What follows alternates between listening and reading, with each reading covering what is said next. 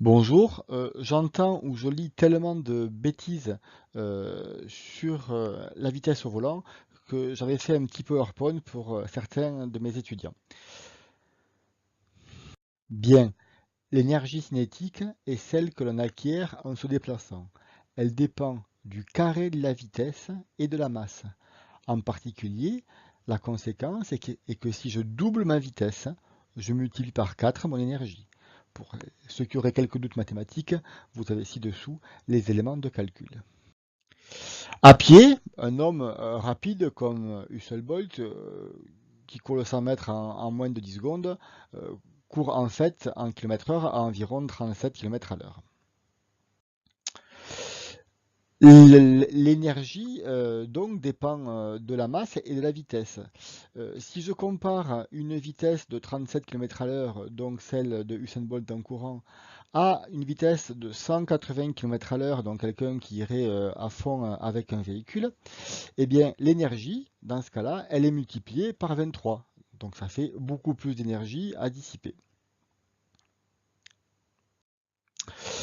On a un deuxième type d'énergie qui est l'énergie potentielle. L'énergie potentielle, quant à elle, dépend essentiellement de la masse de l'objet qui est placé en hauteur et ainsi que sa hauteur. Bon, il y a ensuite ici une petite constante qui vaut environ 10, 9,80.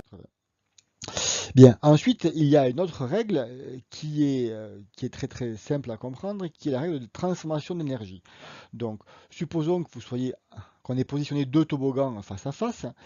Si on se positionne en haut d'un toboggan, qu'il n'y a ni choc ni frottement, je suis en haut de mon toboggan, j'ai donc une énergie potentielle maximale, une énergie cinétique nulle, je glisse à fond les ballons, ma vitesse s'accélère jusqu'au point le plus bas. Au point le plus bas, j'atteins mon énergie cinétique maximale et donc relativement à mon environnement, j'ai une énergie potentielle nulle. Et ensuite, je vais perdre de l'énergie cinétique, donc ralentir, au fur et à mesure que je remonte pour revenir à ma hauteur initiale. Donc, je suis arrivé à ma hauteur initiale à condition donc que je n'ai pas eu de choc ni de frottement. Bon, la suppression des frottements, euh, ils sont de différentes natures. Il y a des frottements avec l'air et des frottements avec le support. C'est pour ça que l'on donne des formes particulières aux objets pour qu'ils perdent moins d'énergie en se déplaçant dans l'air et que pour les contacts, on travaille sur les surfaces. D'accord. Donc, je vous renvoie aux formes, par exemple, des voitures de course ou à l'aspect lisse des carènes de bateaux, par exemple. Bien. Donc maintenant, on va évaluer l'élément concernant quelle serait la hauteur à laquelle j'arriverai en fonction de la vitesse que j'ai si je pars du bas du toboggan. Donc si je pars du bas du toboggan à 37 km à l'heure, donc la vitesse du Usain Bolt qui court à fond, j'arrive à 5 mètres et quelques. Donc vous pouvez avoir une bonne image de ça sur les sprinteurs de 60 mètres en salle. En règle générale, à l'issue de leur ligne droite, ils ont un tapis et ils arrivent à grimper au tapis avec la vitesse qu'ils ont acquérie lors de leur course. Maintenant, si je suis à 130 km à l'heure avec la vitesse maximale autorisée sur autoroute, je peux monter à 65 mètres. Ça commence à faire. Et si je suis à 180 km à l'heure, je peux monter à 126 mètres, ce qui représente quand même une sacrée altitude.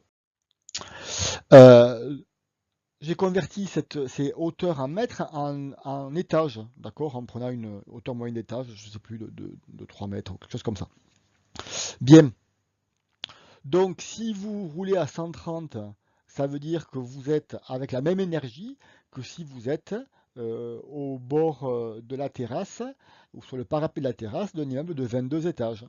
Et si vous êtes à 180, ben, l'immeuble fait 42 étages. Donc voilà à gauche un immeuble d'une vingtaine d'étages et voilà à droite un immeuble d'une quarantaine d'étages. Donc, l'origine du PowerPoint était une personne qui me disait, voilà, moi j'ai une voiture puissante mais solide, donc je sais plus, c'est une Mercedes ou je sais pas trop quoi, et et il évoquait le fait que comme il était dans une voiture solide, eh ben, il n'avait pas à s'inquiéter, il avait confiance en la structure de sa voiture et en ses airbags. Donc, la question c'est est-ce que on fait confiance à un airbag? Donc avec la surface que ça représente, si vous deviez sauter du 40e étage. Bon, l'airbag ici n'est même pas à l'échelle. Ok. Donc je pense que si on dit à une personne un peu sensée, vous êtes au 40e étage, il y a un airbag en bas, allez-y sauter, vous ne risquez rien, c'est exactement pareil que rouler à 180 sur l'autoroute. Euh, un dernier élément, supposons même que votre voiture ait la capacité de s'arrêter très rapidement sans qu'elle ne se déforme. Les éléments de votre propre intérieur, euh, votre cerveau, votre foie, votre cœur, qui subirait une décélération très importante, ben, ils vont appuyer sur leur environnement et en appuyant, ils vont s'appuyer eux-mêmes. Donc par exemple, un cerveau qui s'appuie sur l'os d'une boîte crânienne, ben, il s'abîme. Voilà. D'accord? Donc on peut être sur ce type de certains types de chocs d'accident de la route, on peut être très joli à l'intérieur, mais tout cassé à l'intérieur. Voilà, je vous souhaite une excellente journée.